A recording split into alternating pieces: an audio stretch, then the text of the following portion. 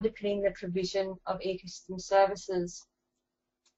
So what is similar across all these 4 programs is that within the 6 months of these programs being initiated, these questions that I asked actually were raised by stakeholders or people within the agency that were developing the framework. In fact, these questions were so important that in SEQ, the UK and the Millennium Ecosystem Assessment, these programs apparently got halted. So the UK NEA, just to also step back for a quick moment, I interviewed Robert Watson, who was one of the chairs of the UK NEA, but he was also the chair of the Millennium Assessment.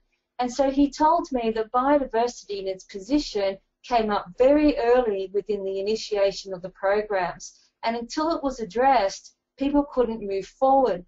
As an example, in southeast Queensland, it became such an issue to many of the natural scientists involved in the program that within 6 months, I actually had to hold a workshop called Being the Voice for the Environment, because many of our natural scientists were challenged with putting a value on biodiversity. And so within this workshop, I let those people develop a set of principles that would sit within the framework that would identify biodiversity's position. So in the US, their program director also told me that these questions came up, but it was not addressed. It was not such a big issue that they couldn't move forward. And so I wanted to know why it was different in SEQ, the UK, and in the Millennium Assessment.